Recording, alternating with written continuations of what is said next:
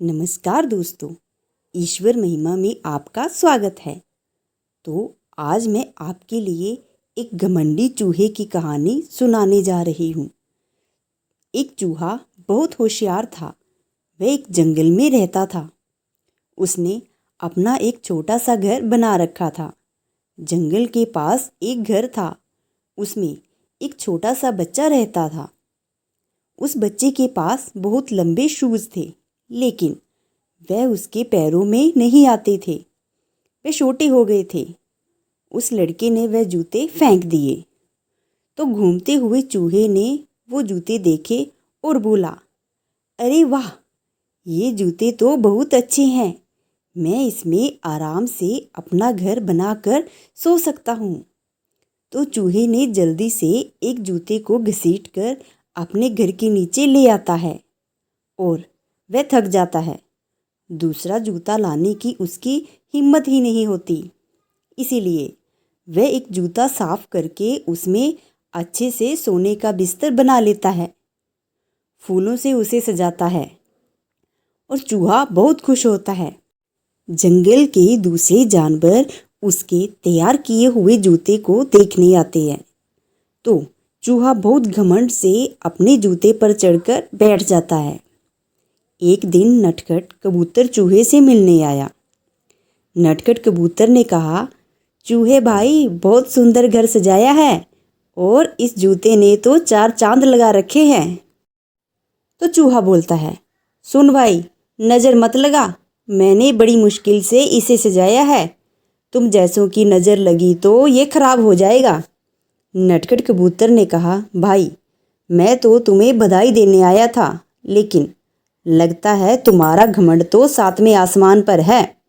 चूहे ने कहा, मुझे किसी की बधाई की ज़रूरत नहीं है। मैं जानता हूँ तुम सब मुझसे जलते हो, क्योंकि तुम बाहर सर्दी झेलते हो और मैं इस जूते में घुसकर आराम से सो जाता हूँ। नटखट कबूतर बिना कुछ बोले वहाँ से उड़कर वापस चला जाता है। अब चूहा सारे दिन घूमकर खाना खाता और रात को अपने जूते में आकर सो जाता था। धीरे धीरे जंगल के सभी जानवरों से उसने बात करना बंद कर दिया था। अब उसका कोई दोस्त नहीं था। वह अकेला ही रहता था। धीरे धीरे समय बीतने लगा। एक दिन रात के समय जंगल में तेज बारिश होने लगी। इस सब से बेखबर चूहा अपने जूते में आराम से सो रहा था। उसे बाहर के मौसम का पता ही नहीं चला। बारिश का पानी बढ़ने लगा। जूते के तलवे में एक सुराख था, जिससे पानी जूते में भरने लगा। कुछ ही देर में बहुत सारा पानी जूते में भर गया। तभी चूहे की नींद खुली, लेकिन तब तक बहुत देर हो चुकी थी। जूते में पानी भर गया था और पानी बढ़ता ही जा रहा था। उसे लगा कि वह अब तो मर ही जाएगा। चूहा जोर जोर से चिल्लाने लगा, बचाओ बचाओ, लेकिन बारिश की आवाज़ में किसी ने उसकी आवाज़ नहीं सुनी। चूहे को अपनी मौत साफ नज़र आ रही थी। वह जोर जोर से उछलने लगा। उछलते उछलते वह जूते से बाहर निकलना चाह रहा था, लेकिन जूता इतना लंबा था कि वह बाहर निकल ही नहीं पा रहा था। और बाहर दूर एक घोंसले में नटखट कबूतर अपने बच्चों के साथ बैठा था। नटखट कबूतर बोलता है, बच्चों सुनो सुनो, लगता है किसी के चिल्लाने की आवाज़ आ रही है।